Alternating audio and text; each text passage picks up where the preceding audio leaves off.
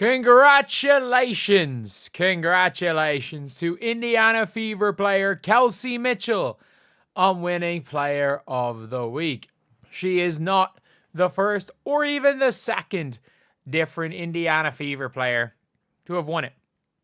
She's not the first or the second.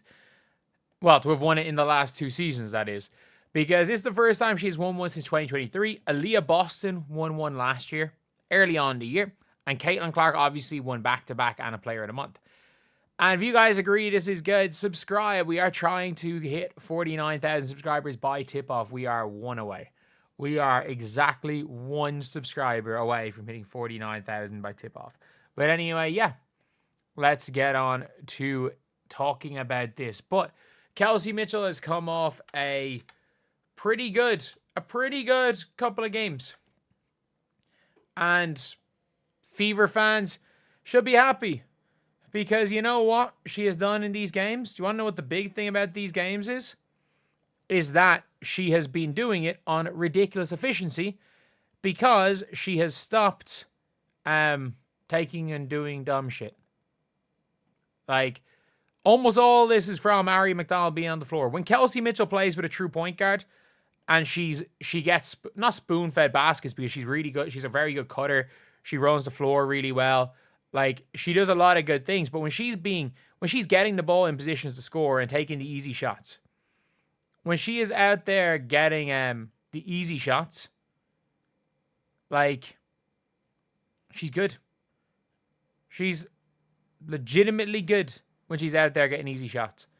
But when she's not getting easy shots, I think it can be a little bit of a struggle. But yeah, let's take a look. Obviously, these were the 2 games. Last week, she had the Chicago Sky game and she had the Commissioner's Cup game. 2 wins for 2 on, again, what was it? Probably 40-something. And, I don't know, 75% from the free throw line. I'm not sure. But in both of these games, she was a massive plus. They won. She was a big plus minus in them. And in this game against the Sky, I thought she was brilliant against the Sky.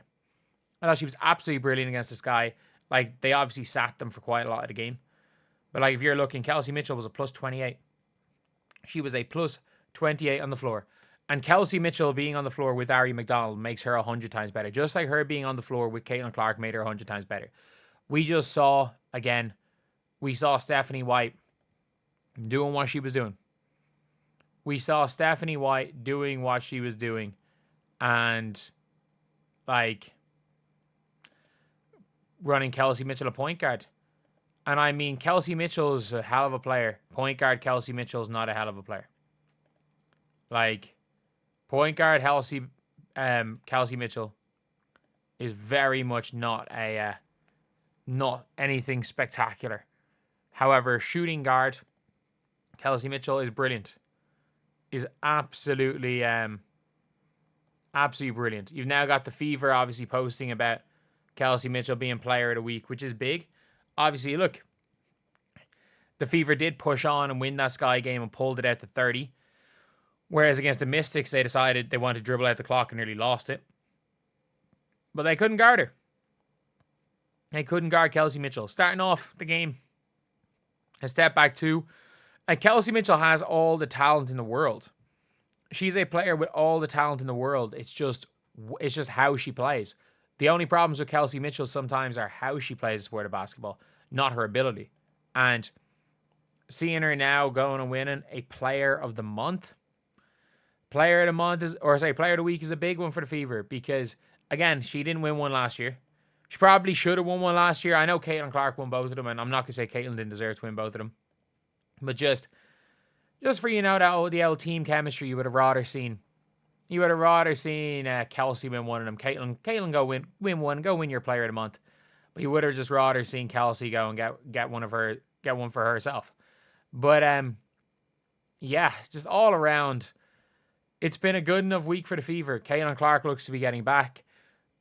And after the absolute nightmare week that they had, losing to the Connecticut Sun, they lost to the Connecticut Sun. Let's not forget. They lost to the Sun. And I understand the Atlanta Dream did too. Both times were from like Marina Mabrey Masterclass. It still doesn't change the fact that it's the Connecticut Sun. Just from optics point of view, they lost twice to the Connecticut Sun, lads. The Connecticut Sun. But yeah, it is. No, lost twice. Sorry, lost to the Connecticut Sun. But yeah, tonight is going to be a big game. And what I hope to not see is Kelsey Mitchell going back into Arike Kelsey.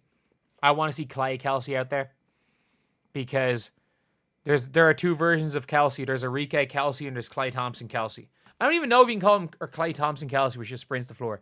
But like, maybe, yeah, I'll call her Clay Thompson Kelsey. And she has been unbelievable. She's been unbelievable. But yeah, honestly, the Indiana Fever have got some good players, and look, I still don't think the Indiana Fever are as good as their two best teams. Like, I genuinely mean it. There are two teams that are way better than the Fever. I stand by the Fever being the third best team in the WNBA, which is what I predicted them at the start of the year. Maybe the Phoenix Mercury when Alyssa Thomas comes back, but I still stand by the Indiana Fever are better than the Las Vegas Aces. I stand by that. No ifs, ands, or buts about it. I stand by the fact that the Indiana Fever are the third best team in the WNBA. And I just think that the two best teams in the WNBA are so much better than everybody else. I think the Fever got better. The Aces got worse. The Sun no longer exists. The Storm are not very good. Like, I don't care what anyone says. The Storm are not very good. Like, the Storm are, like, barely above 500.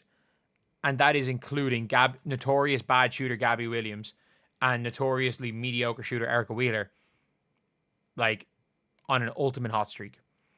And if Kelsey Mitchell can keep this up, if Kelsey Mitchell can keep up 18, 19 a game, if Caitlin Clark can keep up her current numbers, I'm cool with 5 turnovers a game if 5 turnovers are offset by 10 assists. Like, I'm absolutely fine by that. A 2-to-1 assist to turnover ratio is perfect when it comes to Caitlin. Like, you live with that. You live with 5 turnovers. You live with the Caitlin 10 assist game. If she can put up those numbers, and the thing is, when Caitlin comes back, Aaliyah Boston becomes a 16, 17 point per game scorer. And then also, you can't also forget the improvement in Lexi Hull. You can't forget what Lexi Hull has brought to this team. But anyway, yeah, that is pretty much it, lads. Let me know what you guys are thinking in the comments section below. As always, thank you guys for watching. Please like, comment, and subscribe.